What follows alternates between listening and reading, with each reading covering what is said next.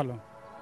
He feels very good. মুস্তাফিজের মুখে বাংলা শুনে হাসতে হাসতে শেষ সুন্দরী উপস্থাপিকা। দুর্দান্ত বোলিং করে 6 উইকেটস নিয়ে ম্যাচ শেষে পুরস্কার নিতে গিয়ে মুস্তাফিজের সহজ সরল বাংলা শুনে হাসতে হাসতে শেষ সুন্দরী উপস্থাপিকা। প্রিয় দর্শক, চলুন একটু বিস্তারিত জেনে নেই। ইউএস এর বিপক্ষে 3 দিনের টি-20 সিরিজে 2 ম্যাচে লজ্জাজনক হারের পর শেষ ম্যাচে দুর্দান্ত জয় তুলে নিয়েছে বাংলাদেশ। শান্ত লিটন সৌম্যরা ব্যর্থ হলেও ইউএস এর বিপক্ষে 3 ম্যাচেই মুস্তাফিজুর রহমান ছিলেন ধারাবাহিক। প্রথম ও দ্বিতীয় ম্যাচে 2টি করে উইকেটস নিয়েছেন এবং তৃতীয় ম্যাচে তো রীতিমতো ম্যাজিক দেখিয়েছেন। কেননা এই প্রথম মুস্তাফিজুর রহমান তার টি-20 ক্যারিয়ারে ইউএস এর বিপক্ষে 6টি উইকেটস তুলে নিয়েছেন এবং 4 ওভার বল করে মাত্র 10 রান খরচ করে, যা সত্যি অপ্রশংসনীয়। পরপর 2 ম্যাচে লজ্জাজনক হারের পর তৃতীয় ম্যাচে ঘুরে দাঁড়িয়েছে বাংলাদেশ।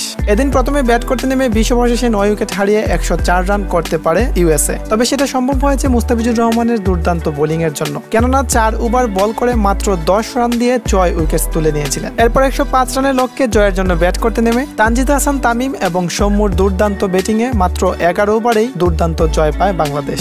আগের 2 ম্যাচে যদি এই পারফরমেন্স দেখাতে পারতেন নাজমুল হাসান শান্তরা, তাহলে এই ট্রফিটা বাংলাদেশেরই থাকতো। সে যাই হোক, এদিকে ম্যাচ শেষে ম্যাচ সেরার পুরস্কার আনতে গিয়ে মুস্তাফিজুর রহমান সুন্দরী উপস্থাপিকার প্রশ্নে রীতিমতো লজ্জায় পড়লেন। মুস্তাফিজ যে ইংলিশ ভালো বুঝেন না সেটা হয়তো জানেন না উপস্থাপিকা, তাই নাজমুল হাসান শান্ত আসার আগেই মুস্তাফিজুর রহমানকে ইংরেজিতে প্রশ্ন করে বসেন এই উপস্থাপিকা। এরপর অবশ্য শান্ত এসে সবকিছু ট্রান্সলেট করে বুঝিয়ে দিয়েছিলেন মুস্তাফিজ এবং উপস্থাপিকাকে। এবং শেষ প্রশ্নের জবাবে মুস্তাফিজের সহজ সরল বাংলা শুনে কিছুতেই হাসি থামাতে পারছিলেন না এই সুন্দরী উপস্থাপিকা।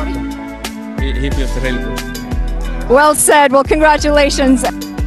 তো দর্শক, সামনে টি-20 বিশ্বকাপে মুস্তাফিজ কি তার এই ধারাবাহিকতা ধরে রাখতে পারবে? আপনার কি মনে হয়? আপনার মূল্যবান মতামত কমেন্টে জানিয়ে দেন। ধন্যবাদ।